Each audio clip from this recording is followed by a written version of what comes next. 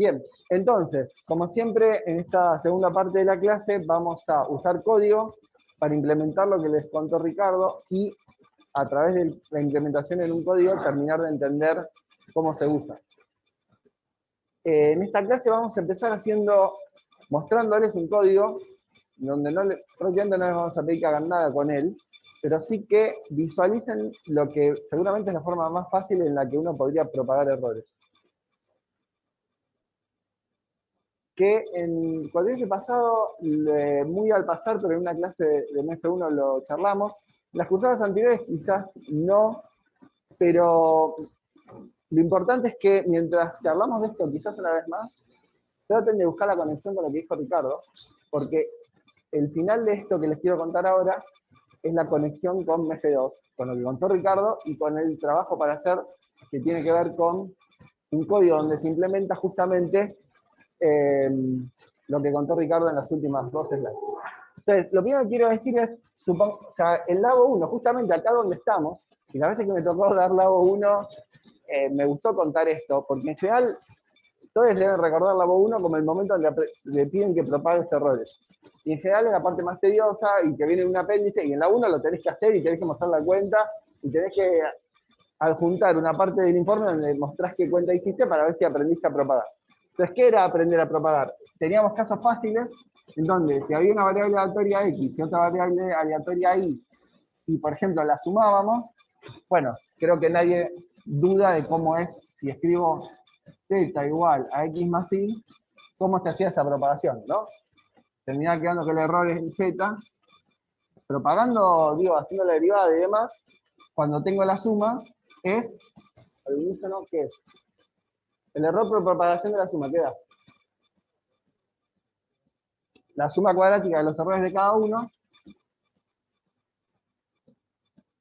raíz, ¿no? O sea, o pongo el cuadrado acá o pongo la raíz acá. Bien, eso, que es propagar errores, en estadística, en F1, discutimos bastante que es una forma limitada de entender cuál es el error que uno le quiere poner a este Z. Y vimos que tenía bastantes problemas, y vamos a repasar brevemente cuáles son esos problemas, a través de un método de propagación de errores que es por Monte Carlo. Entonces, ¿cómo haríamos esto por Monte Carlo? Incluso sin saber programar. O sea, estoy en Labo 1 y lo único que tengo es una tabla Excel o algo parecido. ¿Qué hago para obtener la incerteza en este si no quiero hacer esta cuenta?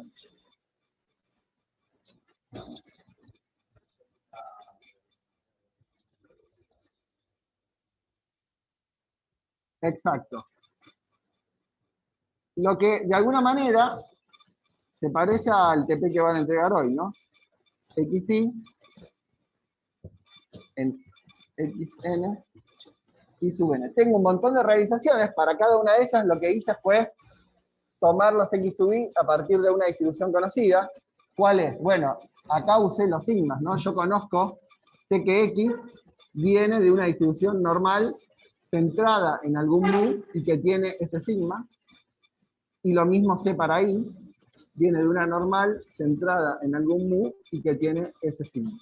Entonces, básicamente por Monte Carlo, y esto incluso se puede hacer, como dije, en una tabla Excel, puedo tomar muchas realizaciones de estas dos variables aleatorias que sumé, sumarlas en una tercera columna, perdón, y voy a tener muchos valores de Z, Z1, Z2, ZI, ZN. Entonces, con todas estas realizaciones de Z, si lo que quiero yo es el error en Z, lo que hago después es un histograma.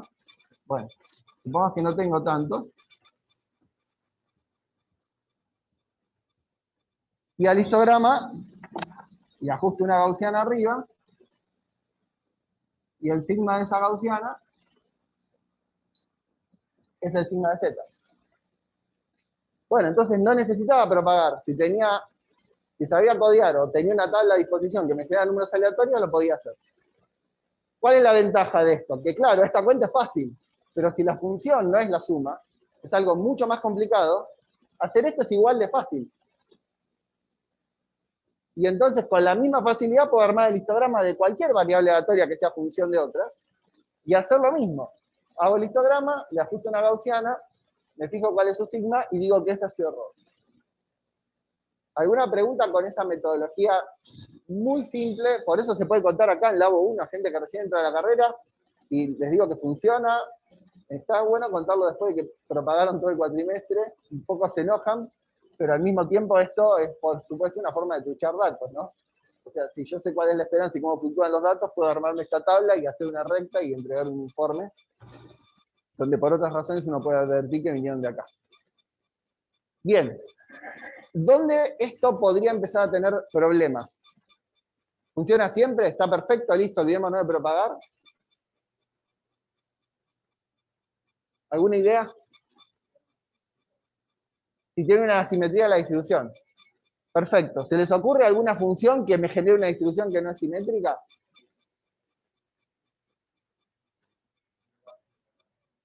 Lo elevo al cuadrado, dice Rocco. Entonces hago lo mismo y hago x cuadrado. ¿Cómo es el error en z si esto es x cuadrado? Hago 1. Hay que derivar, ¿no? Evaluado siempre en el x observado. ¿No? Había que hacer eso. Entonces, esto de vuelta me está diciendo cuál es el ancho que espero acá, y yo podría hacer esto. Ahora los síes no me importan con el ejemplo que dio él. Acá pongo los x cuadrados, que son los z, y hago uno de estos. Y vos decís que esto ya no es más simétrico. Si hago x cuadrado, ¿es simétrico o no si hago x cuadrado?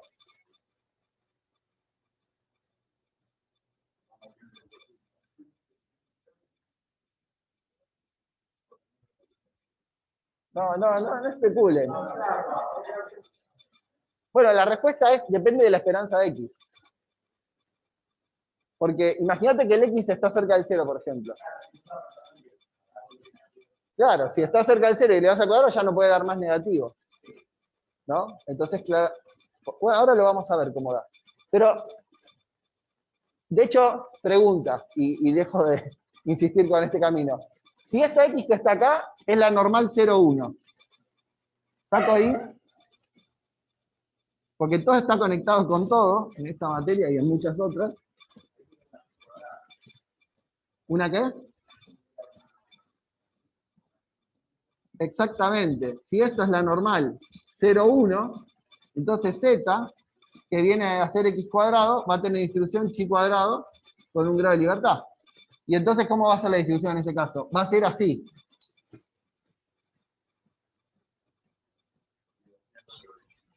Claro, acá pica hasta infinito. Entonces, es un caso claramente asimétrico. O sea, está bueno el ejemplo de x cuadrado, solo que, sí, para que se rompa en serio hay que acercarse al 0. Bueno, ¿y qué pasa si propago esto? Pues yo podría estar en labo 1 midiendo algo que es 0 con algún error, pero quiero medir bien un 0. Y hago esto muchas veces y nunca voy a visualizar esta distribución. Yo lo único que sé es que esto es x al cuadrado y se propaga como 2x por su error. Hago esta cuenta y digo que el error es este. ¿Qué estoy haciendo cuando digo que el error es ese? Estoy calculando qué cantidad, qué parámetro de esta distribución. La desviación estándar. ¿Está bien que esta sea la desviación estándar de esta? ¿Hay alguna razón para sospechar que quizás no? Que sea simétrica no es una razón para decir que esta no es su desviación estándar, ¿no?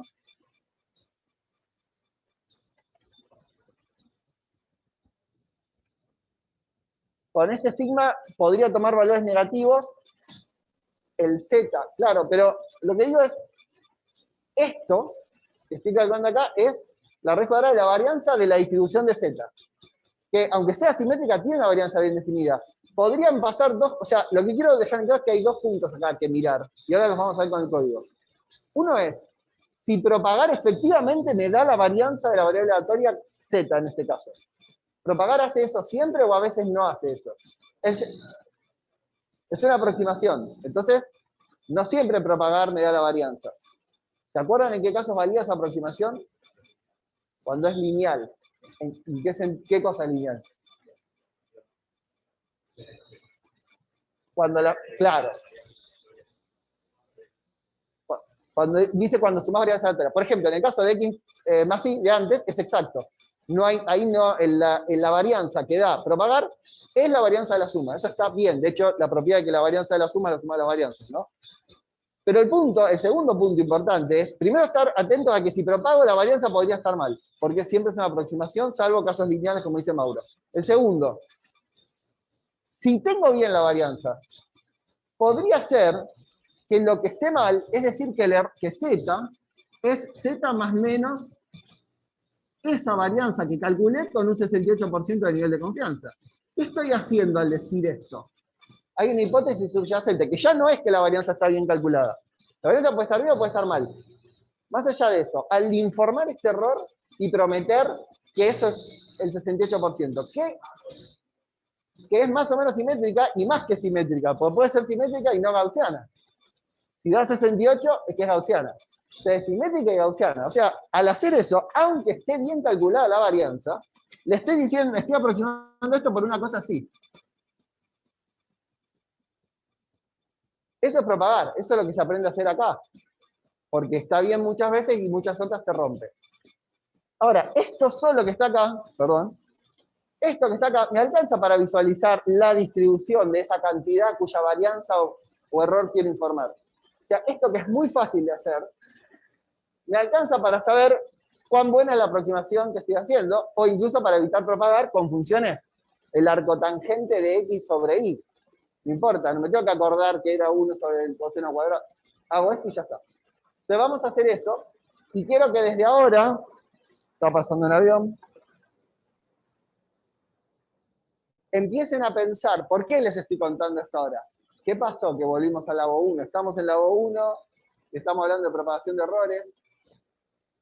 ¿Qué tiene que ver esto que les conté acá como forma montecarleada de propagar y tener mucha más información que cuando propago? Porque propago y me voy con un número, que ni siquiera sé si está bien como varianza, aunque lo puedo advertir según la forma funcional de la variable aleatoria que estoy calculando, y encima podría estar mal si la función es asimétrica, decir que esto se cumple.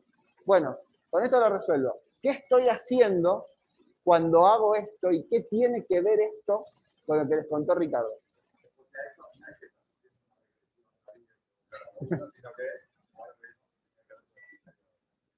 Exacto. Tienen que ver la conexión con lo que contó Ricardo. Pero en el medio, mientras piensan eso, vamos a ver esto en acción, ¿sí?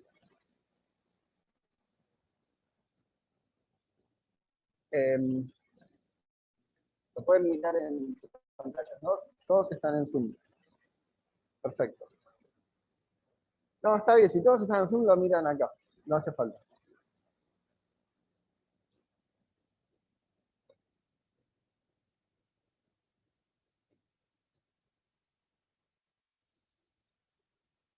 Sí, está bien. Ahora están viendo todos mi pantalla, ¿no? Bueno, vamos a empezar con la suma. ¿No podés? Vale. Entonces, ¿qué tenemos acá? Lo que está arriba es el histograma de la variable aleatoria X, la que puse en el pizarrón. Lo que está a la derecha es el histograma de otra variable aleatoria Y. Elegí dos gaussianas con esperanza igual a 1 y con desvío estándar igual a 5. ¿Sí? Y lo que ven es la superposición de una gaussiana sobre el histograma que resultó después de hacer 1.000.000 de simulaciones de esa variable aleatoria, que por supuesto luce muy bien. Acá, abajo, tenemos la suma. El primer ejemplo que usé para motivar la propagación. ¿Qué pasa cuando hago la suma? Bueno, ya sabemos cuál es el resultado, ¿no? El sigma tiene que ser la raíz cuadrada de la suma de las varianzas de cada uno. La varianza de este es 5 al cuadrado, la del otro es 5 al cuadrado. O sea que la suma da 50 y la raíz cuadrada es 7,07. Acá está. Y eso es lo que da tanto hacer el histograma como hacer la propagación. Y lo mismo vale para la resta, porque como saben, bueno, veo que las caras dicen sí, ya sé, no me digan nada.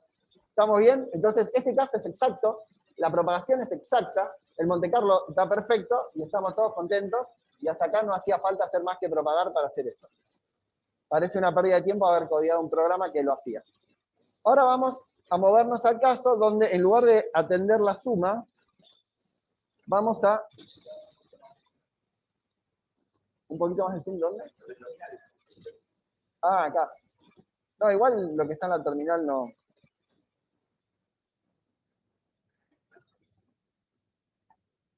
No importa, o sea, esto es el nombre del código. Voy a correr ahora uno que se llama producto. De nuevo, la variable aleatoria X, la variable aleatoria Y. Y lo que estoy graficando acá es X por Y, y lo que estoy graficando acá es X sobre Y.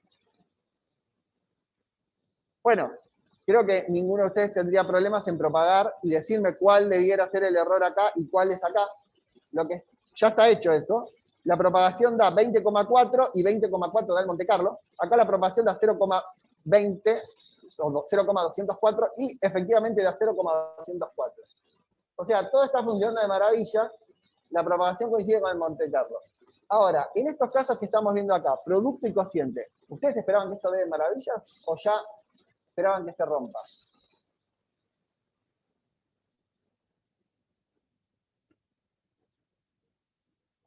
¿Podés poner el volumen?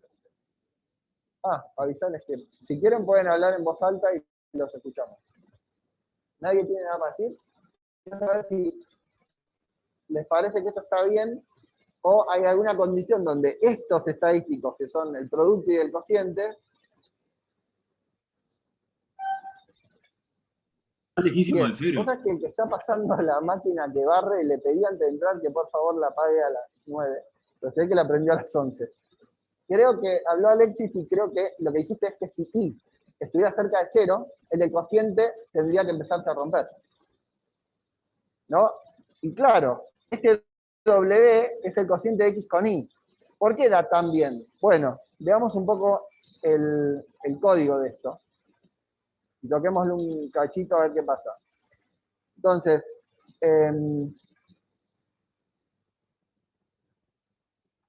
si miramos el código que hace esto, tenemos que a X le pedí que esté centrada en 20 con un error de 2 y a Y le pedí que esté centrada en 10 con un error de 0,2. O sea, fluctúa muy poquito alrededor del 10.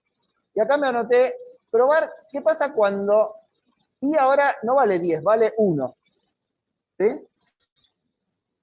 O sea, voy a hacer las mismas cuentas con una gaussiana que está centrada en 20 con un sigma de 2 y la otra está centrada en 1 con un sigma de 0,2. Entonces, veamos qué pasa. Acá dio todo muy lindo. En estas condiciones,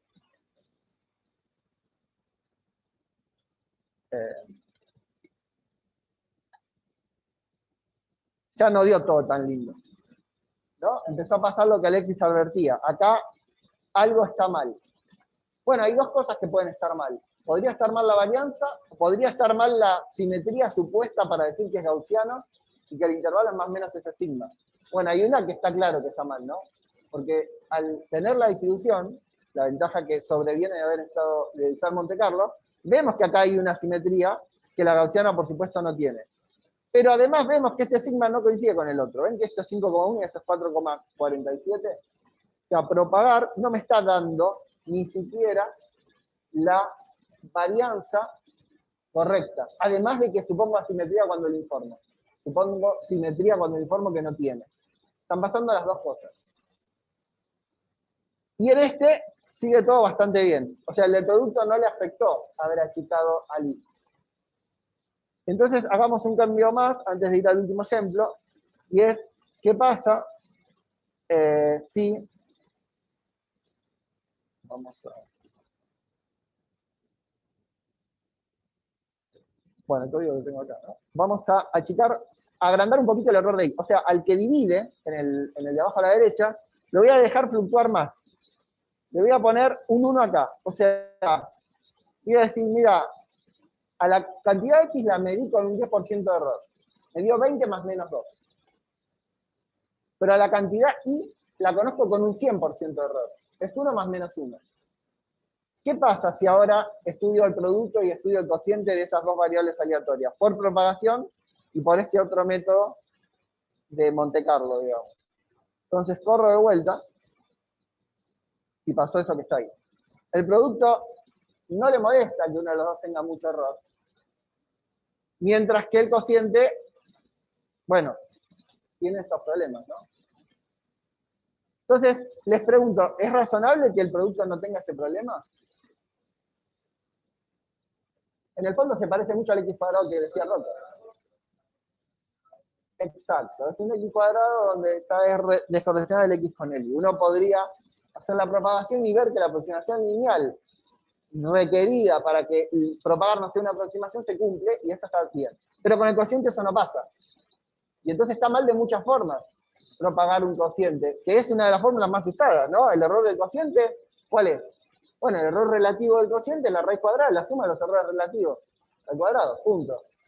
Y el producto también es eso. Bueno, para el producto en general está bien, para el cociente está así de mal si el error del 1 del que divide es, en este caso puse 100%, no hace falta ser tan extremo, ¿no? Por último, para cerrar este tema, es cierto, sí, es las dos cosas, porque si el error fuese... Perdón, gracias. Acá preguntaba, claro, acá Romo preguntaba, ¿el problema es que el error es muy grande o que te está acercando mucho a cero? Bueno, suponete que estás lejos del cero, pero el error es tal que las fluctuaciones admiten que esa variable aleatoria toque el cero, te pasa lo mismo. Entonces, lo que importa es cuán lejos del cero queda la magnitud con su error. O sea, si el intervalo en el que fluctúa va a tocar el cero o no. Claro, 100 con 100 de error se rompe igual, y 0,1 con 0,1 de error se rompe igual. De hecho, exactamente igual. Bien, entonces, el último ejemplo que les queremos mostrar es este que está acá. Y sigan, por favor, pensando qué conexión hay entre hacer estos Monte Carlos para propagar con lo que les contó Ricardo recién. Lo que tienen acá es, solo la variable aleatoria x es la que voy a usar para inyectar en diferentes funciones. No está x e y ahora, ¿sí? La variable aleatoria es x. Solo mido x, pero es una medición indirecta de una cantidad que realmente me interesa, que se llama y, que se calcula a través de x de tres maneras diferentes. En un caso, z, perdón, es x cuadrado, que fue el ejemplo que dijo Rocky que hicimos en el pizarrón. En otro caso, otra cantidad derivada de x es mido x y calculo y igual a seno de x. Este es el de arriba a la derecha. Y en el otro es mido x, pero la cantidad que calculo es la raíz cuadrada de x. Son tres funciones que aparecen todo el tiempo. En las prácticas que se hacen acá en este lago, aparece el seno, cuando ¿se acuerdan del resorte sumergido en aceite? Aparecía el seno de x y había que propagar. El cuadrado, cuando hacían caída libre, va como el tiempo al cuadrado. El error en el tiempo, en general es muy chico, pero bueno, se propagaba así. Y la raíz cuadrada también. Por ejemplo, si hace un experimento de energía, la raíz de 2G por H, ¿no? Es la energía potencial, la energía cinética con la que llega abajo es igual a la potencial, podría aparecer una raíz. Digo, es muy fácil motivar ejemplos de la física donde haya una dependencia entre lo que mido y lo que me interesa que vayan, como el seno, la raíz o el cuadrado. No estamos en casos exóticos, estamos en casos de este laboratorio. Todo funciona bien. ¿Siempre funciona bien? ¿O alguna de estas me parece que va a tener problemas en algunas circunstancias? Todo funciona bien, me refiero a las propagaciones dieron lo mismo que el Monte Carlo. El logaritmo no puse, hubiera estado bueno poner un logaritmo. No puse logaritmo, pero el logaritmo, claro, tendría problemas. Pero de estas que están acá, seno de x, x cuadrado y raíz de x.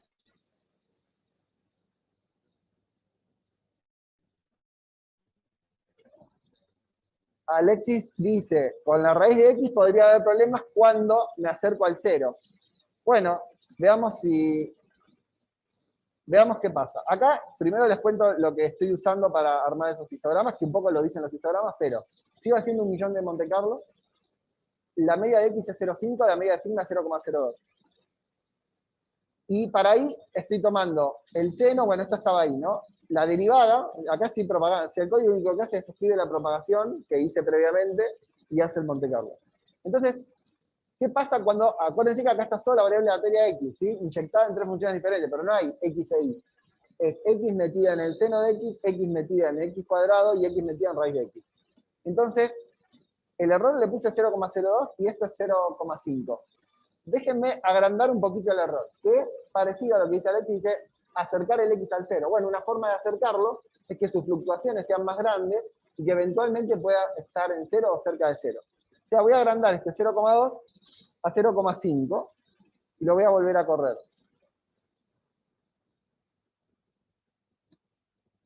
La verdad que todavía no veo problemas, ¿no? Si comparan los números, dan bastante bien. Vamos a agrandarlo un poquito más. 0,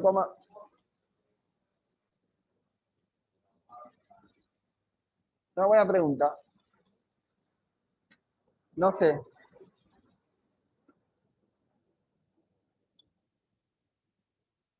No sé qué hacer.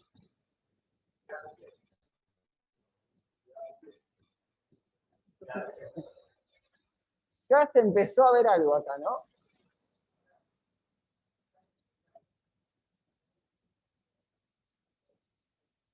Estoy a 5 sigmas y ya tengo problemas. Es para preocuparse. O sea, está bien, acá Mariano dice, sí, bueno, empezaste a ver algo. Igual no es algo que me preocupe, ¿no? O sea, la propagación da lo mismo.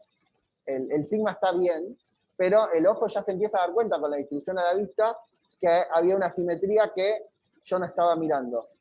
Eh, Estás a 5 sigma, sí, el error es 0,1 y la esperanza es 0,5. Estoy a 5 sigma del 0. Tampoco es que el 0 es el único problema, no quiero que se lleven la idea, bueno, cuidado con el 0. No. Siempre que la propagación esté suponiendo linealidad y no se cumpla, tenemos un problema. Pero bueno, para terminar de romper esto, pongámosle esto así. Y acá ya se ve que empezó a pasar esto de que el x cuadrado no podía ser negativo. Entonces, la distribución de x cuadrado nunca va a estar a la izquierda. Sin embargo, suponer que es gaussiana, que está centrada en su esperanza y que el sigma es el que dije, incurre en el error de suponer que esto puede fluctuar para valores negativos. Es algo que uno ya sabe, ¿no? O sea, si mido una cantidad que sé que es positiva, y cuando informo del error digo, bueno, es 2 más menos 3. Ya sé que hay algo mal en ese intervalo que estoy informando. Fíjense que para que esto pasa, ni siquiera hace falta que ese sea el caso. Si yo informo 2 más menos 1, también puede pasar eso que están viendo ahí. Porque 2 más menos 1 está a 2 sigmas de volverse negativo. O sea, el 2 más menos 1, el 2,5% de las veces, da valores negativos para una cantidad que podría ser algo que yo sé que es positivo, no sé, la masa de una partícula. Bueno, lo rompo por completo y le pongo un error del 100%. Insisto, no hace falta ser tan extremo para ver problemas. Y acá el seno de x empezó a tener problemas. ¿Sí? Esto dio un h cuadrado, básicamente la que graficamos antes, y la raíz cuadrada se corrió. Ven que la propagación me dio 0,35 y el Monte Carlo me dio 0,26. Además, de que la simetría podría decir que se respeta bastante bien. En estos dos la simetría no se respeta y la propagación no da tan mal acá. La varianza dice 0,5 y esto es 0,6. Esto es 0,43 y esto es 0,39. Le estoy errando por un 50% al error que le pongo. Entonces, está claro cuáles son las dos errores en las que puede incurrir. Pregunto entonces, queremos entonces respuestas a la pregunta que dejamos abierta antes de empezar con esto. ¿Qué conexión hay entre propagar errores de esta manera y los métodos que contó Ricardo para calcular, por ejemplo, un límite superior, que fue lo que mostró hoy, pero que vale también en casos donde no es un límite superior lo que estamos estudiando, sino uno central?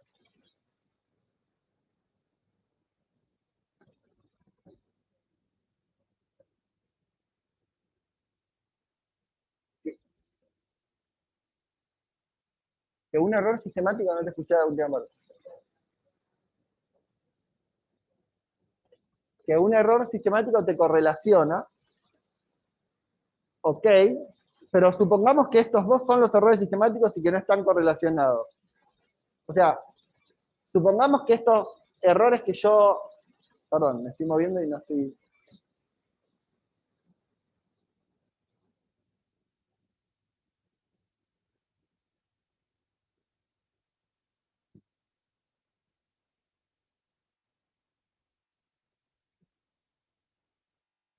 Supongamos por un momento que el X y el Y que están acá tienen errores sistemáticos.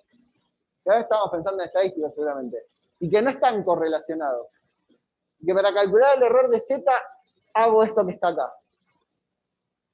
¿Qué estoy haciendo? ¿Estoy haciendo alguno de los casos que contó Ricardo?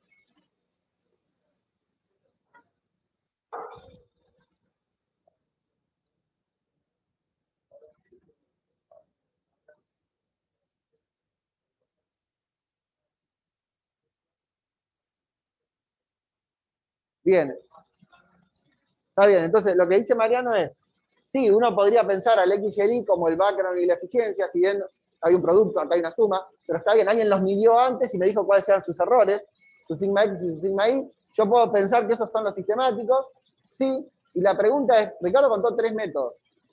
El método frecuentista, el método híbrido y el método bayesiano, donde el híbrido era bayesiano para los parámetros molestos y frecuentista eh, con la verosimilitud que queda después de integrar en los parámetros molestos. ¿Hay algo de esa técnica que contó Ricardo que esté presente acá?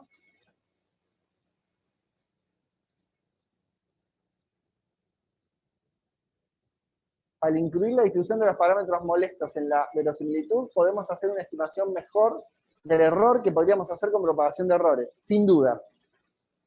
Sin dudas. Voy a hacer la pregunta de otra manera. Cuando hice esto que estoy haciendo acá, ¿fui frecuentista o fui bayesiano? Piénsenlo un cachito. Cuando hice esto que está acá, ¿fui frecuentista o fui bayesiano? Bien partido está, ¿eh? Levanten la mano los que crean que hacer esto es frecuentista. 1, 2, 3, 4, 5, 6, 7, 8, 9. Bueno, ¿dónde están los que pensaban que esto era ser bayesiano? Eliana piensa que esto es ser bayesiano. Y nadie más acá, ya son todos frecuentistas. Y le dice hoy que si vos no eras bayesiano, está hecho todo. Me parece muy bien. ¿Alguien más del otro lado supone que esto es ser bayesiano? Eliana dijo bayesiano, Federico dijo frecuentista y el resto se fue. Quiero 3 respuestas más antes de dar la respuesta. Marcos, frecuentista. Agustín, frecuentista. Frecu. Yo voy con la frecuentista, frecuentista. Carajo. Bueno, ¿alguien más?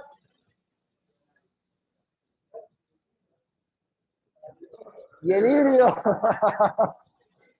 No la quería complicar tanto. ¿Queda alguien del otro, de este lado, Leiseroy? Perdón, Matías, te decimos Leiseroy. Matías es el único bayesiano, ¿no? Y del otro lado parece que Eliana es la única bayesiana. ¿Alguien más del otro lado que se suma al grupo de los bayesianos, que hasta ahora son solo 2? Bueno, todos frecuentistas, menos 2. Gachi, Pachi, Borio, todo de Sagitario, menos 2. Bueno.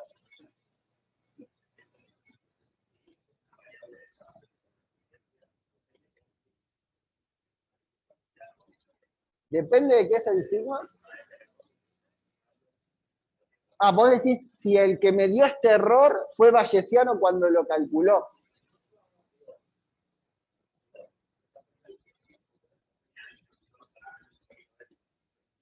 Sí.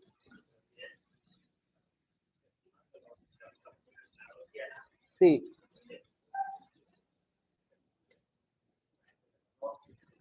Sí.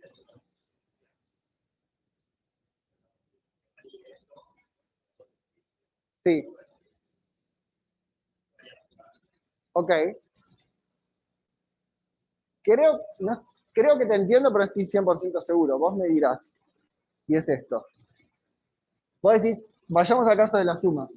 De vuelta. Entonces, z es x más y. Y este es, bueno, esta es la propagación, ¿no? No importa mucho ahora, pero... Entonces, alguien midió x, alguien midió y me informó que x era más menos sigma x y que y era más menos sigma y. Estos yo acá estuve usando que eran gaussianos, Ricardo también usó gaussianos en la teórica, vamos a hacer como ejercicio para mañana el caso de no gaussiano, vamos a empezarlo hoy, pero la cosa es, vos me decís, si estos fueran variables aleatorias de Poisson, y estos sigmas fueran la raíz cuadrada de la esperanza, porque en Poisson sabemos que la varianza es igual a la esperanza, entonces, si estas dos son de Poisson, y yo meto acá 2 variables aleatorias con distribución de Poisson, y le calculo la suma a esas dos, entonces soy frecuentista porque usé como error el hecho de que el mu y la varianza son iguales.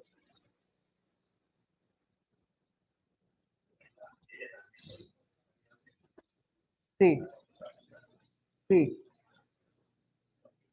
sí, sí. Ok, pero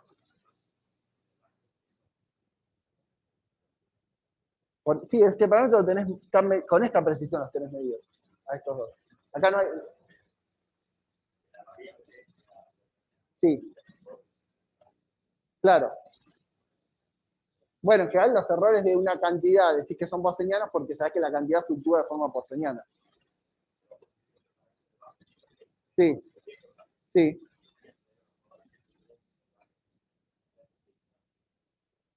No, ok. Igual que no te están escuchando, es difícil la conversación. Sí, sí, pero igual se va a hacer muy largo. A ver, está bien que si vos me dices el background infinito tiempo, medís con infinita precisión la esperanza.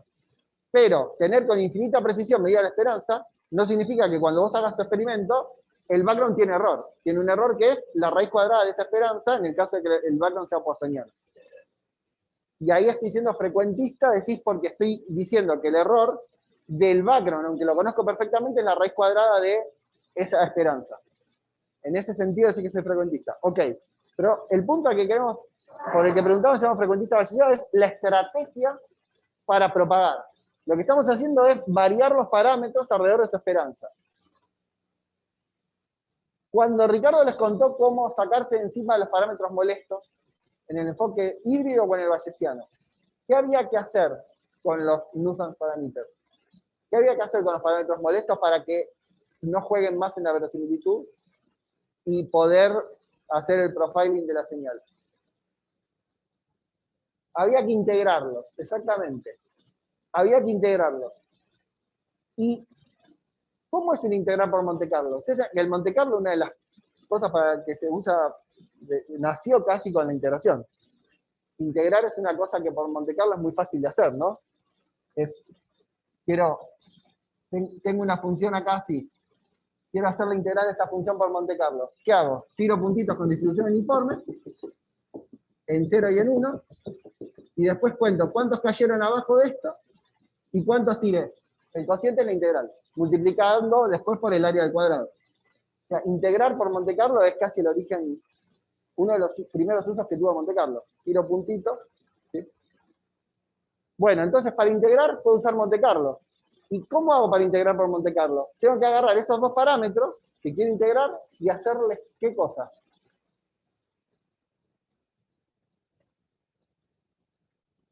Conecten con este ejemplo que acabo de dar, ¿no? Integrar en lo analítico parece ser una forma ordenada de, bueno, hago la integral, entonces me muevo desde el límite inferior y superior de la integral sobre todos los posibles valores que toma esa cantidad con su distribución. Bueno, acá sería como voy sumando por la regla, voy haciendo Riemann con cada uno de estos y cuando termino de sumar todos los rectangulitos, obtengo la integral. Esa es la forma ordenada de hacer una integral. La forma por Monte Carlo ya les dijo, tiro n grande puntitos, n chiquitos cayeron acá, n chiquitos cayeron acá, n grande tiré, entonces la integral es n chiquito sobre n grande por el área, donde el área es, si esto vale L, es L cuadrado. Entonces, conozco el área, tiro n grande, n chiquitos cayeron debajo de la función, quiero saber cuál es el área, hago esta cuenta y termino. La pregunta es, si esto es integral por Monte Carlo, ¿cuál sería el análogo a integrar variables aleatorias para sacarme de encima los parámetros molestos por Monte Carlo? La pregunta es, yo acá en este ejemplo les recuerdo, probablemente ya lo sabían, cómo hacer un Monte Carlo para calcular la integral. Lo que hago es tiro con distribución uniforme, en este caso, en variables x, y, un montón de puntos x, y, acá en este plano, y después me fijo de todos los que tiré cuántos cayeron en la zona que yo quería integrar. A eso los llamo n chiquita sobre n grande, que es el número total de puntos que tiré en el área A, me va a dar qué fracción cayeron ahí, multiplicado por el área, me da la integral. Bien, si esa es la forma de integrar por Monte Carlo, ¿cuál es el análogo de integrar los nuisance parameters por Monte Carlo?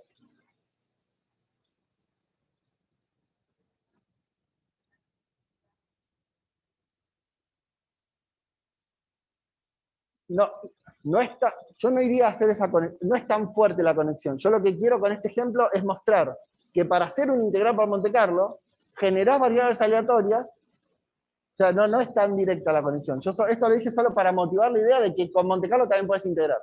No es este tipo de integral la que haces cuando integras la latitud. Pero estoy generando variables aleatorias que fluctúan y después le pregunto algo a eso. Estoy generando variables aleatorias que fluctúan y después le pregunto algo a eso.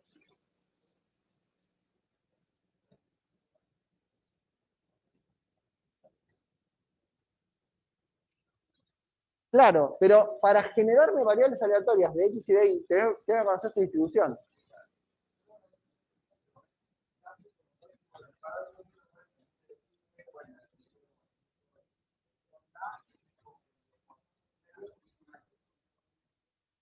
En este caso sí, acá era gaussiano. Sí. Lo que hago es, los dejo a los dos variar, moverse libremente, para ver cómo afectan la cuenta que yo quiero hacer. ¿Sí? Voy a dar un último ejemplo y la respuesta parece que ya se está asomando. Pero en este caso integrás en todo el espacio. Sí, por eso, a ver, si el ejemplo, me parece que están esperando una conexión más fuerte que la que hay con esto. Esto fue solo para motivar que Monte Carlo sigue para integrar. No es esa la integración de la que estoy hablando en la actitud. Si quieren, sáquenselo de la cabeza para que nadie se confunda. Solo quiero hacer esto y damos la respuesta y pasamos al código que va a ser la forma de entender. Y es lo que queremos hacer. El ejemplo que vos hiciste era el de ayer, donde teníamos que el mu, en el ejemplo de Ricardo, mu es epsilon por S más B. ¿Cierto? Esta es la función a la que tiene epsilon y tiene B, que vienen de dos gaussianas, como pasaba con esto. Epsilon y B. En el ejemplo de Ricardo venían de dos gaussianas, pero ya les avisamos que nos podría interesar que lo hagan a partir de otras, por ejemplo, que este sea Poisson y este sea binomial, el caso que mostró Ricardo. Y entonces, yo quiero calcular esto para diferentes valores. Si yo pongo acá una señal, un valor de señal, para cada valor de señal quiero que estos fluctúen. Tengo un montón de E1, E2, EN, y para cada uno puedo hacer una realización de B.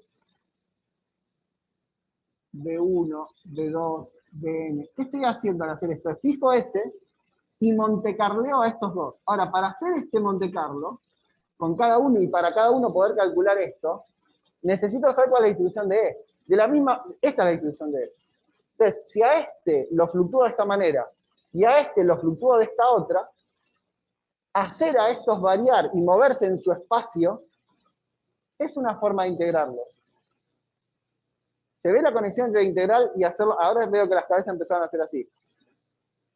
Integrar, ¿qué efecto tienen estos dos sobre el valor que estoy queriendo calcular? Es también decirles, bueno, vos variá como yo sé que podés variar. Porque conozco tu esperanza y conozco tu signo. Movete alrededor de esos números y veamos cómo eso infla, porque es el valor que termina teniendo, el valor que yo hubiera medido de ese si estos no tenían error. Digo, si estos no tenían error, y yo observo un número, porque para mí voy a tener realizaciones, voy a tener n observados, y yo voy observando valores, ¿qué hago? Si estos dos no tienen error, es fácil lo que hago. Despejo, paso el epsilon dividiendo y digo, yo medí n observado, divido por epsilon y resto b, y eso es mi señal. Pero acá no estoy admitiendo que estos dos fluctúen. Si hago esto, estoy dejando que estos dos se muevan, y que estos dos se muevan va a empeorar lo que yo sé de ese. Bueno, dejar que estos dos se muevan y que fluctúen.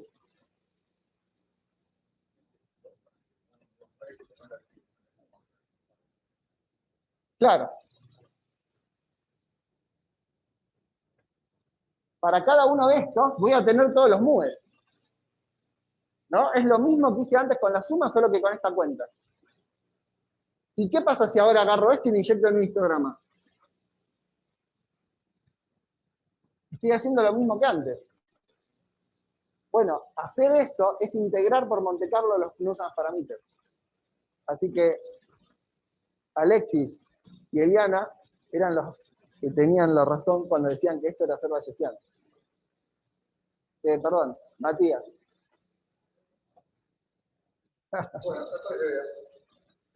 Listo.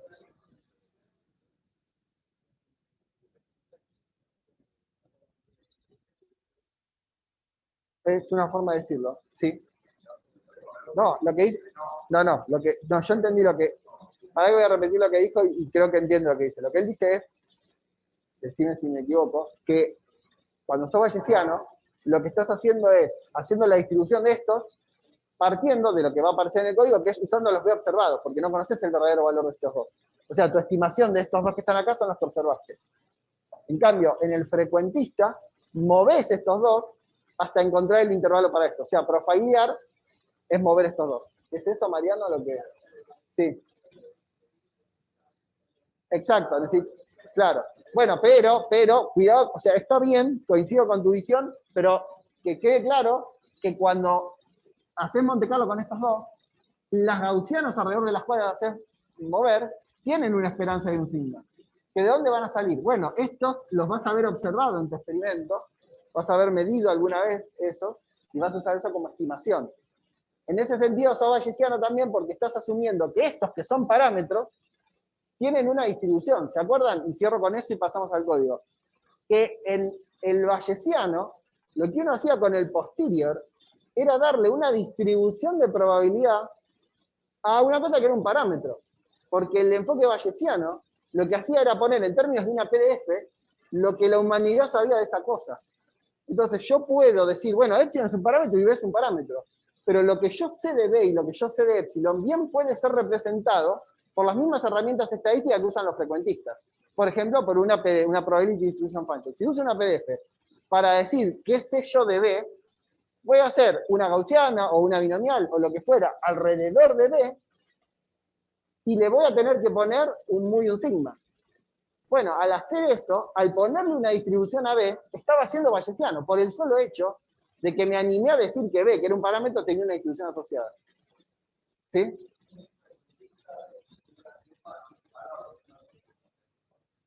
Un frecuentista de pura cepa se salva siendo todo frecuentista, en ningún momento supone una distribución para el parámetro, sino que para cada valor de ese busca cuáles son el epsilon y el b que se optimizan con un gorrito acá arriba.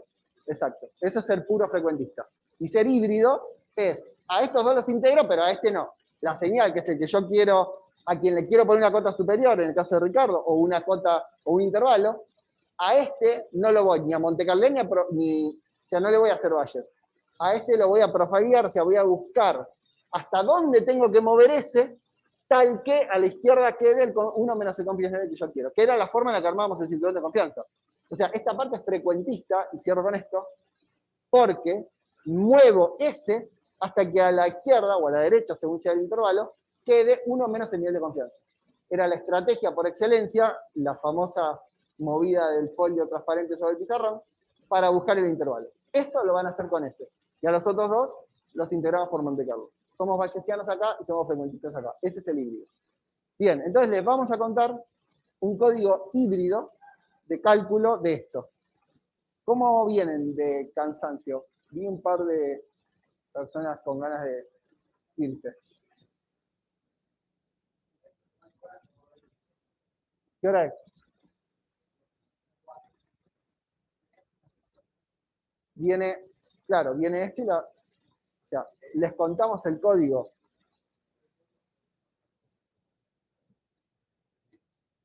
Hacemos uno corto y queda el resto de la clase para implementar. Bueno, hacemos un intervalo corto ahora, 10 minutos, y en el resto de la clase vamos a explicarles un código que ustedes van a tener que implementar. O sea, implementar es hacerle una modificación para terminar de entender esto que estamos discutiendo acá. ¿Sí? Listo, intervalo entonces. Ya lo subo. Ahora mismo estoy subiendo las diapositivas de la clase de Ricardo.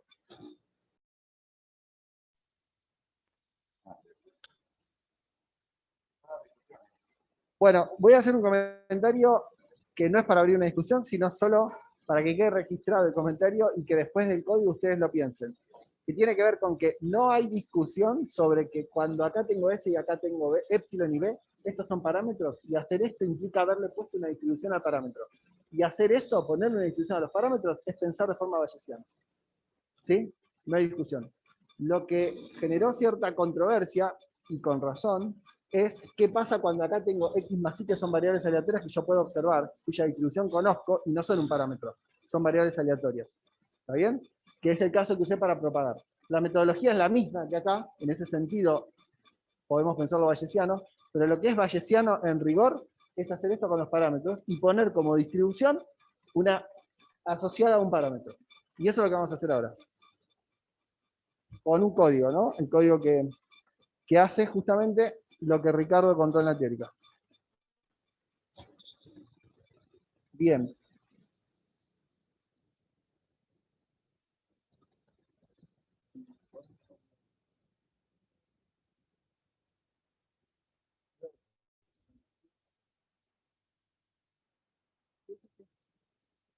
Voy a compartir pantalla y vamos a ver el código que tenemos que usar ahora.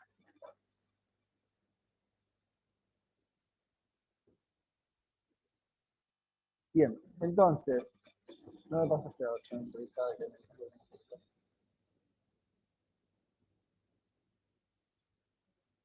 bueno, no importa, no importa, eso voy a usar esto.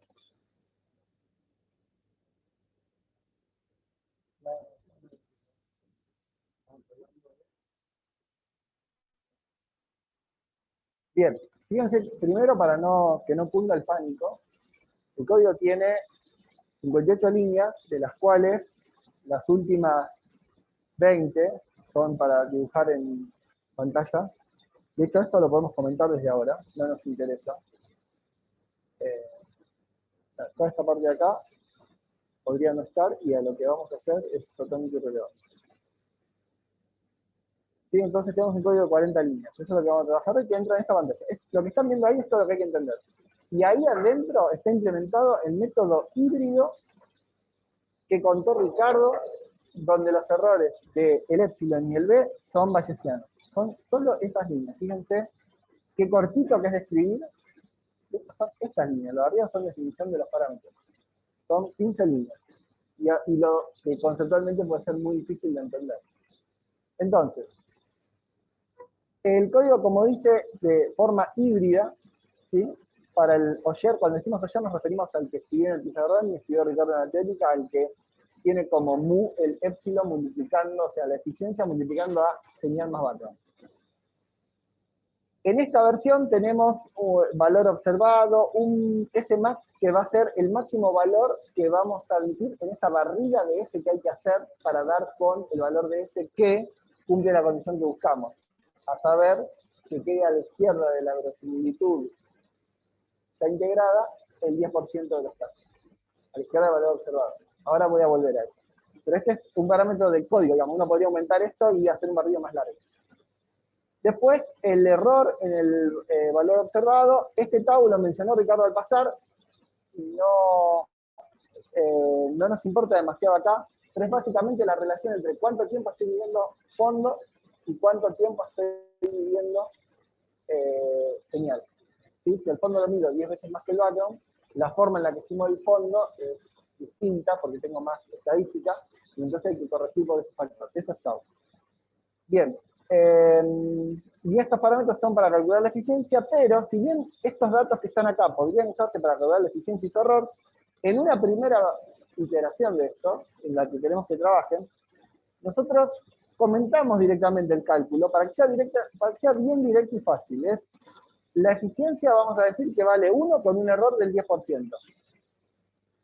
Y el background vamos a decir que vale 3,5 con un error que acá dice 0, pero podemos ponerle 50%. ¿Está bien? Entonces, eficiencia vale 1 con un error del 10%, el background vale 3,5 con un error del 50%. Aclaración, bueno, está dicho acá, este es el error relativo el que ponemos acá, ¿sí? No el error absoluto. En este caso coinciden porque esto vale 1, pero en este caso no, es el 50% del 3,5. El número de toys que vamos a hacer en el Monte Carlo que vamos a usar para hacer la integral recontramotivada, creo yo, con tal decisión que tuvimos. Y este es el número de puntos que vamos a escanear en el barrido que hay que hacer de ese. Porque no se olviden que después de hacer el barrido, después de integrar en los parámetros, lo que uno quiere es hacer el perfilado de este. Porque este método es híbrido, no es completamente bayesiano. Entonces, no es todo integrar. Integro los sistemáticos, pero al S lo profileo. Y para eso tengo que hacer un barrido en S. Y un barrido en S es lo que va a hacer este for que viene abajo, y lo va a hacer con 100 puntos. Por supuesto pueden aumentar este número de puntos, no lo hagan con la versión en Python que les vamos a pasar, porque ahora van a verla, tarda mucho.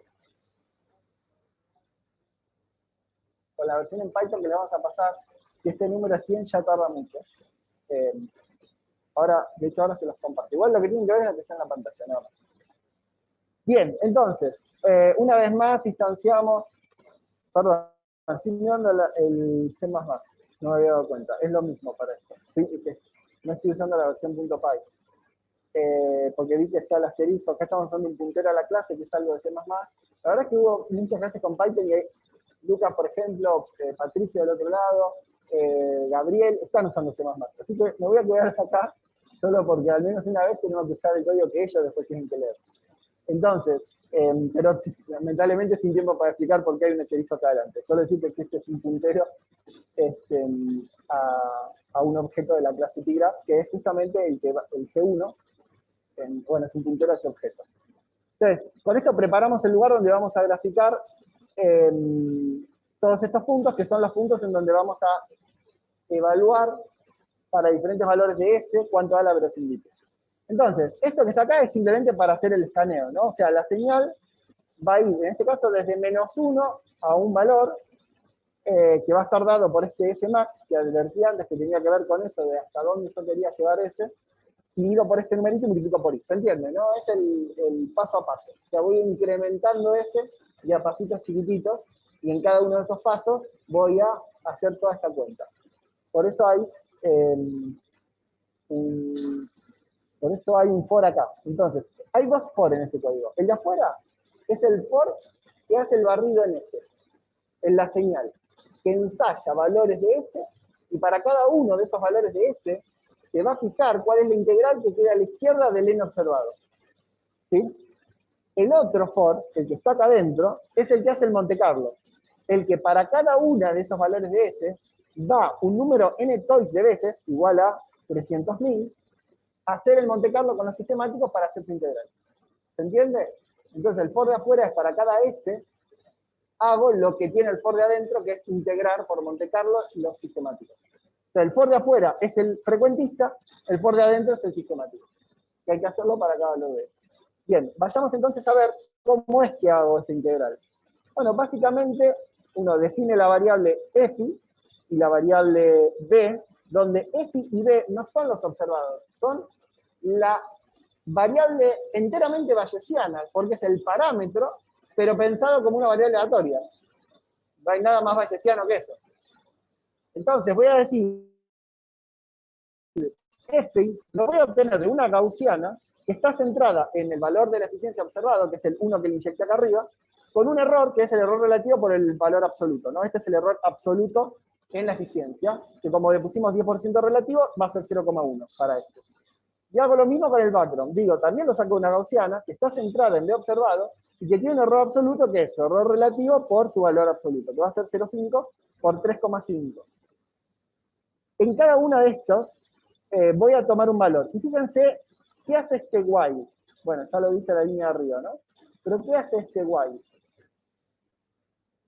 Va a generar, le va a pedir a Gauss que le dé una realización de estas variables aleatorias, pero si la realización resultó ser negativa, una eficiencia negativa o macro negativa, le va a decir dame otro. O sea, si es menor que 0, dame otro. Porque no tiene sentido físico. Y esa es otra de las cosas que Bayes nos permite hacer. Nos permitía poner un prior que tenía sentido físico, y de alguna manera acá lo que estamos haciendo es diciéndole, mirá, la distribución de los parámetros, además de que voy a asumir que tiene una distribución conocida, voy a asumir que no puede ser negativa. Y lo trunco a la fuerza, porque sé que eso no tiene sentido físico. Esto es lo que está haciendo ese while ahí adelante. Asegurándose de no usar realizaciones negativas de un parámetro que sabe que no puede ser negativo. Eso, de vuelta, es Bayes en su máximo esplendor. Bien. Bien, es una buena pregunta. Esa renormalización está implícita acá, en el hecho de que no se va a ir sin un B.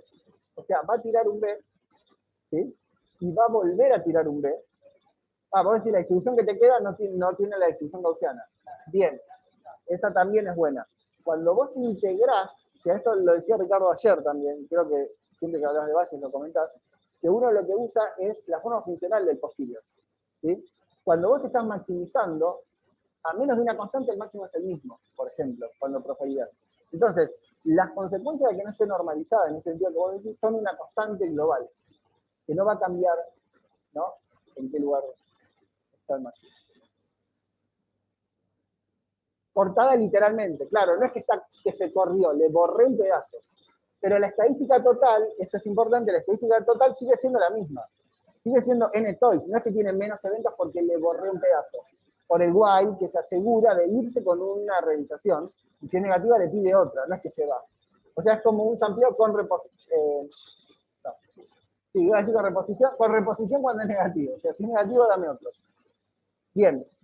Por último, dentro de lo que es el corazón de este código, está el ahora generame una variable aleatoria de Poisson que tiene por esperanza la eficiencia por la señal más el vatio, que es lo que escribe en el pizarrón, lo que escribió Ricardo en la teórica, es la forma que uno espera que tenga el mu de la Poisson de la que proviene el valor que yo obtengo. O sea, el n que yo observo cuando hago este experimento, el número de eventos que observo, es consecuencia de la eficiencia que tiene el detector, que afecta a la señal propiamente dicha que me interesa estudiar, más el background. O sea, la señal más el background se suman y se multiplica por una eficiencia para dar un valor observado. Bueno, eso, si lo quiero montecarlear, es pedirle a una variable aleatoria con distribución de Poisson que tenga justamente esa esperanza que me dé una realización y la voy a guardar en ns sub b. ¿Para qué es esta última parte? Esta última parte es para responder la pregunta frecuentista.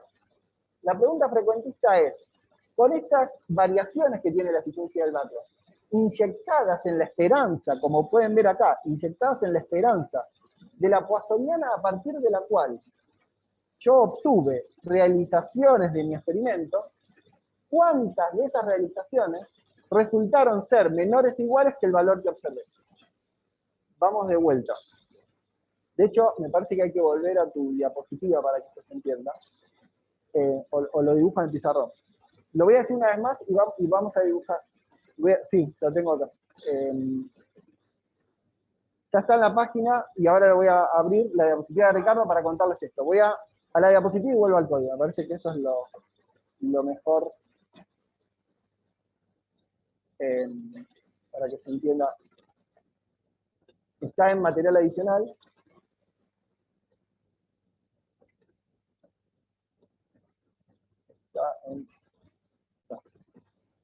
Van a material adicional, están las de la clase pasada, acá arriba, y las de hoy acá.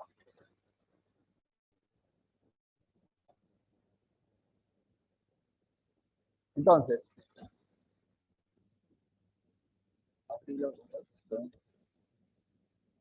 lo que quiero mostrar es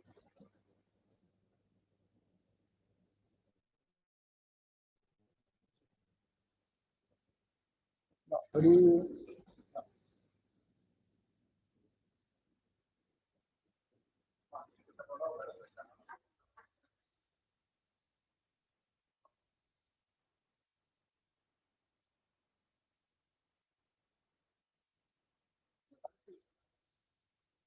Bueno, no importa. No, pero lo que quiero. Esto, sí. Claro, yo quería el dibujito, pero bueno. A ver. Está bien. Entonces, quedémonos acá un segundito. No, igual creo que se entiende. Es el híbrido, ¿no? Estamos en este caso, frecuentista bayesiano, donde a estos dos los integramos por Monte Carlo y sobre este hacemos el perfilado. Entonces, integrar sobre estos dos ya está recontra discutido qué es. Lo que falta, o sea, ya también está discutido, pero me falta reforzar, es qué es lo que hace uno después de tener estos dos integrados. Bueno, uno hace esto. Esto es exactamente lo mismo que hacíamos para calcular un intervalo frecuentista con el cinturón de Neyman sin hacer el cinturón. ¿Qué hacíamos? Problema del segundo parcial de Mestre en todas las cursadas. ¿Hasta dónde tengo que subir el S tal que en la cola izquierda, porque es la suma de cero hasta n observado, quede el 10% de la probabilidad? Exactamente eso. ¿No? Entonces, dada la distribución esta que está acá, ¿cuál es el valor de S tal que en la cola izquierda quedó el 10%? Esta cuenta que está acá, que es la que hay que hacer después de haber integrado los parámetros molestos, y es la que efectivamente nos da el valor que buscamos. O sea, no se olviden que todo esto es para poner una cota superior a S. Bueno, esa cota superior es el hasta dónde puedo estirar S antes de que el likelihood que quedó después de hacer la integración bayesiana me deja a izquierda del valor observado el 10% de los casos. Dicho eso, vuelvo al código. Eso está hecho en esta línea. En estas dos líneas, si quieren. Generamos un N, ya está hecho acá por Monte Carlo. Generamos una aleatoria de Poisson que tiene la esperanza que corresponde a este caso, y después nos preguntamos si esa cantidad es menor que el N observado, o sea, si quedó del lado izquierdo de la cola. Esto sí es la integral montecarliana que mostré allá abajo a la derecha, la de los puntitos, es lo mismo. Estoy viendo cuántas veces cae de un lado y divido por el número total de veces que cayó. Es exactamente el ejemplo del integral que les conté en 2D. Este es 1D si quieren. Entonces, sumo 1 cada vez que la realización de esta poissoniana, que les recuerdo, es una poissoniana que tiene por esperanza la que salió de poner el background y la eficiencia que resultaron de pedir variables aleatorias en división gaussiana trincada. Bueno, si quedó a la izquierda sumo 1 y si no, no. Y entonces esta cantidad, el NXSB, es la que yo voy a querer que dividido el número total sea el confidence level, ¿no? ¿Se entiende lo que digo? Quiero que el confidence level de las veces, ¿sí?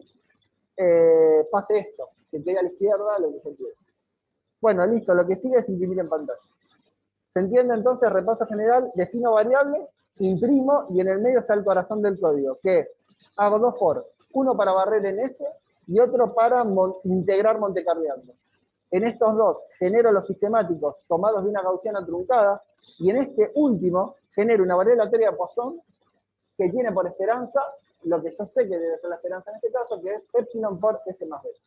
Y lo que pido al final es, lo que hace este código acá al final es barre en S y después se fija cuándo este valorcito cortó al nivel de confianza que yo pedí, a 1 menos el nivel de confianza que yo pedí.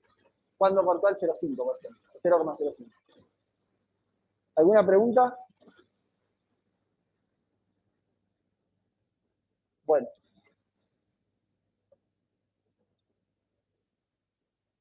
Sí.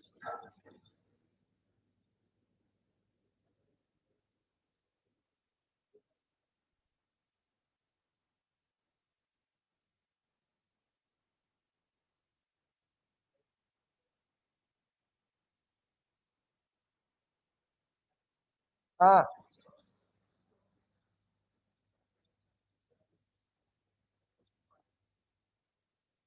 esta L que quedó acá, que es esta L después de hacer la integral. Claro, pero acordate que la L tenía esta forma, ¿no? Acá tenés que la primera parte de la L es una Poisson con esperanza epsilon por S más B. Integraste sobre estos dos.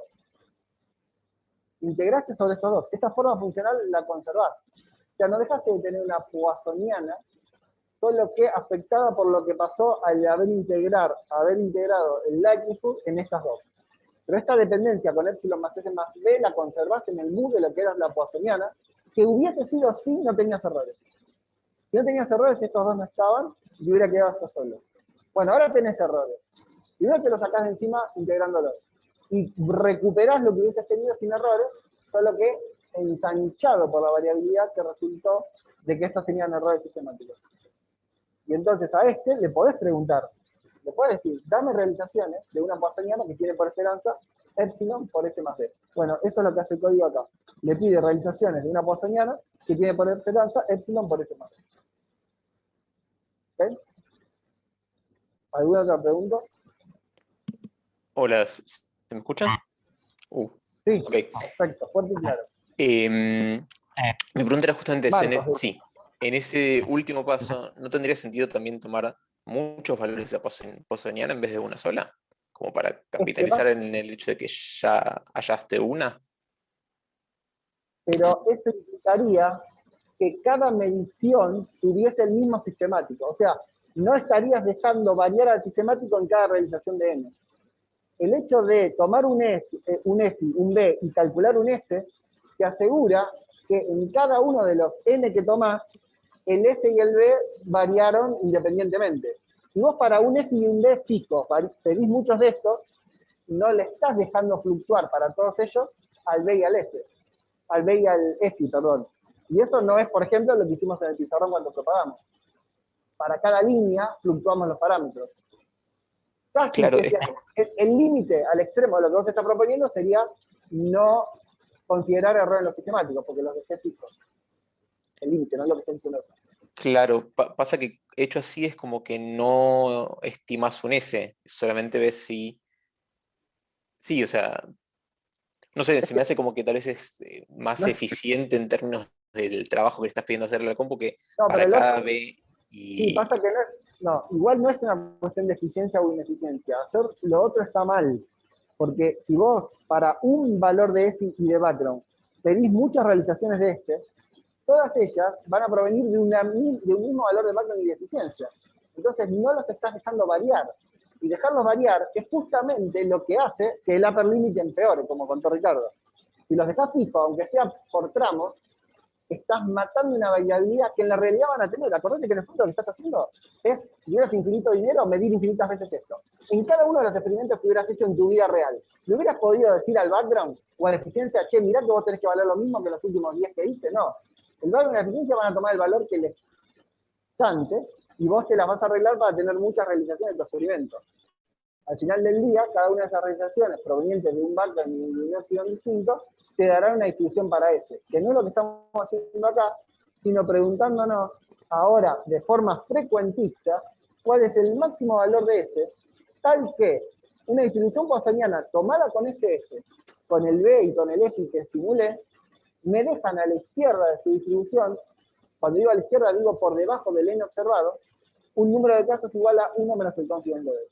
El que logre eso es el upper limit. Está bien, sí, tengo que pensar, o sea, sí, está bien, sí, sí. Ok. Bueno, les paso este código ya mismo, así tienen un buen rato para laburar. Sí.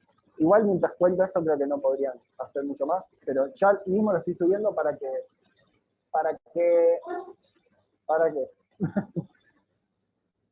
Bueno, sí, corre enviar lo que da y después. La última, sí. A Ricardo no lo escuchan, ¿no? Tienen que estar del otro lado. Te dejo y yo voy mandando. Acá, entonces, lo primero es, si lo corren el programa con los valores adecuados, tienen que recuperar los números que hay en la tabla, a menos que encuentren errores en lo que hay en la tabla, lo cual tampoco se me puede ser. Entonces, primero lo ven en funcionamiento. Y luego, la idea es que no es un ejercicio para entregar, sino que vean y piensen cómo modificar este código para no utilizar errores gaussianos, sino el error poissoniano y binomial. O sea, el cambio que hay que hacer para hacer eso es, no quiero decir mínimo, pero es re chiquito. El salto es computacional. El salto es conceptual, no computacional. Entonces, no, obviamente el ejercicio es, reemplácenlo para obtener los límites superiores, donde en vez de los errores son ser gaussianos, son poissonianos y binomiales. Antes de eso, directamente piensen cómo hacerlo y nos consultan y lo discutimos con los que quieren, porque no me queda claro cuán difícil va a ser y en función de las preguntas vemos y si no se los decimos. Finalmente lo tienen que implementar ustedes porque solo cuando lo implementan se fijan las ideas. Estaría mejor si además de implementarlo ustedes, se les ocurre a ustedes el cambio que hay que hacer. Si se les puede ocurrir una cosa que está mal, lo discutimos, y otra que está mal y vemos eso. Esa es la idea. Así que no, tienen que pensar. Les sugiero que lo corran el programa para dar funcionamiento y nos consultan. O lo hacen. Extraer de la binomial y errores binomiales poissonianos en vez de gaussianos. Siempre dentro del método híbrido, o sea, dentro de este. Lo único que cambiamos es la forma en cual son los sistemáticos, en el híbrido. Es un cambio chico al programa que ya les está subiendo la vida.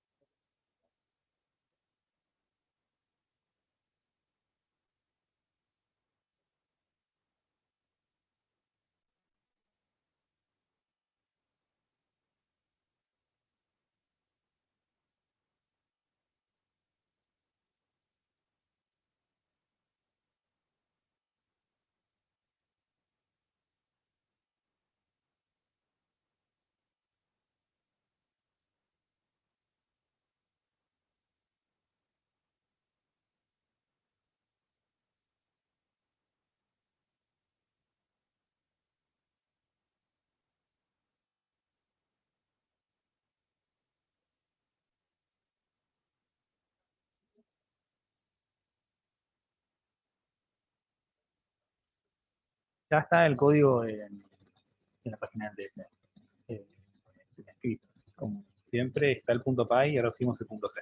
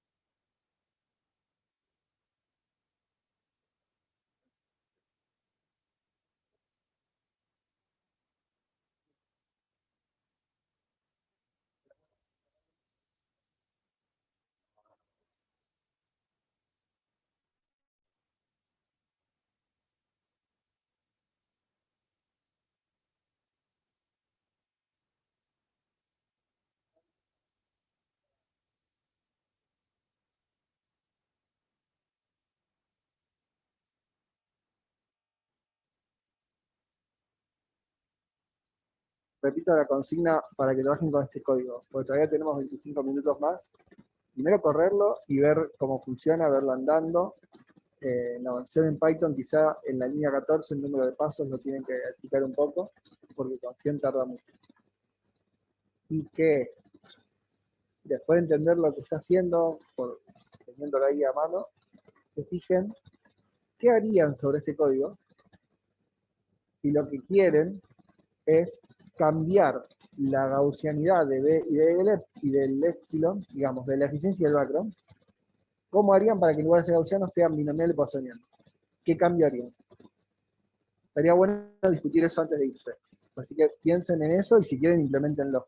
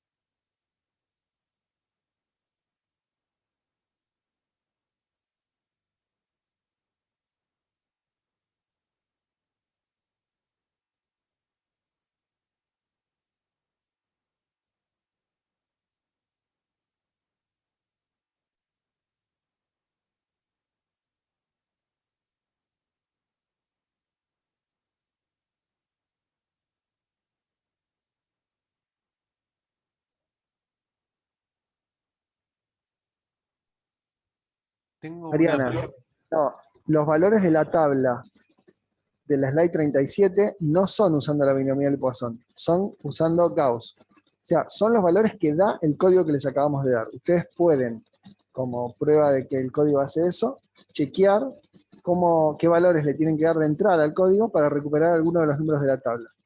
¿Sí? Los van a ir recuperando de a uno. Cada corrida del código les va a dar un valor de la tabla, ensayando diferentes valores de background, del n observado, de la eficiencia. Y ninguno es con binomial Poisson, claro. Eso es lo que queda para que ustedes implementen o piensen cómo harían para implementar binomial Poisson. Esencialmente, ¿qué harían donde ahora dice gaussiano? ¿Qué pondrían para tener el caso binomial Poisson? Claro, la tabla no está porque estaría buenísimo que la generen ustedes.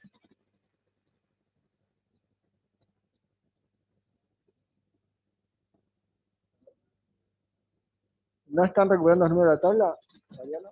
Eso no pasa. ¿Qué es Fenke Mariana, Federico? ¿Cuál pregunta de Mariana? Pueden abrir el parlante si quieren, pueden hablar.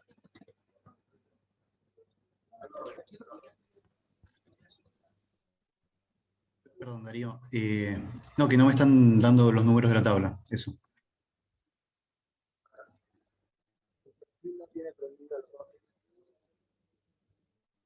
Claro, fíjense, acá dice Mariano que el código que mandó Mariano, que subimos a la página, no tiene prendidos los dos errores. Fíjense que el error relativo tiene que ser 10% para la eficiencia y 50% para el background. Cuando los dos están... Claro, Pero cuando hay los una dos fila están que es prendidos... insistemático. Y ese tampoco lo También, si es recupera. sistemático, ¿Ese sí lo pudiste recuperar? No, tampoco. Poniendo 0 en los dos tampoco, Mariano. Claro. Chequeemos que el código, sí, sí, que el código anoche a las 12:30 de la noche funcionaba correctamente, se lo podemos confirmar. Sí, sí. De hecho, Ricardo a las 12:40 armó esa tabla con los valores que Mariano y yo le pasamos 12:30. Así que era muy tarde, fue hace poco y puede que esté mal, pero ahora lo chequeamos.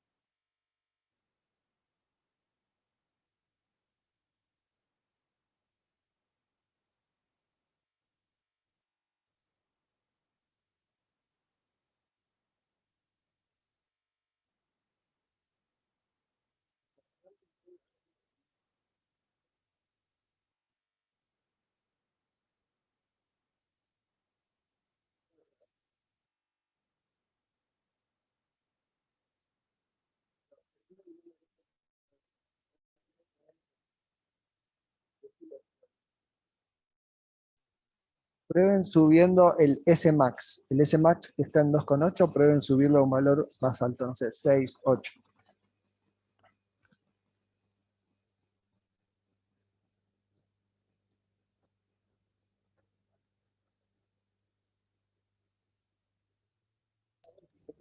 Ok, ahí sí.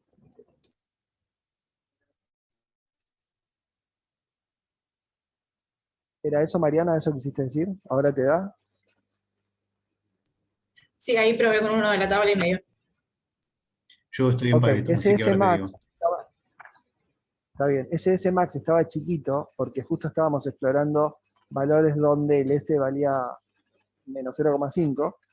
Y si lo dejas muy grande, el código funciona igual, lo que pasa es que tarda más, porque tiene que hacer un barrido más. Bueno, en rigor lo estoy diciendo mal. Aumentar el S-Max no hace que tarde más, porque el número de pasos es el mismo, y lo que hace que tarde es el N-Scan Point.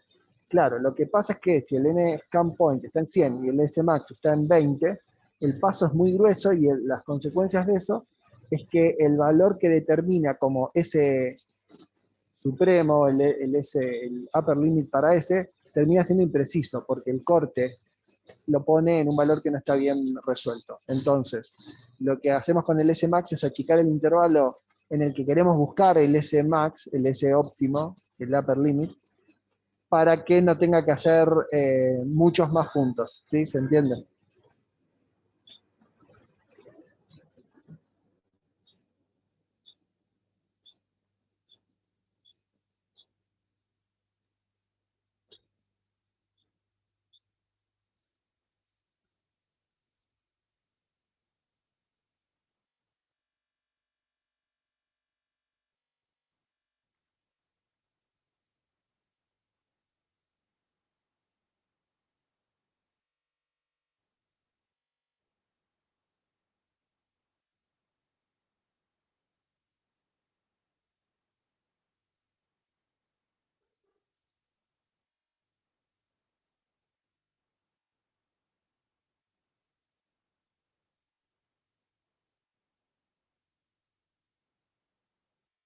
Esto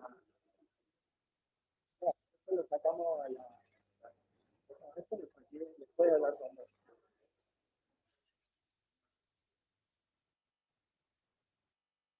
Nada, que tiene el background calculado para hacerlo eso.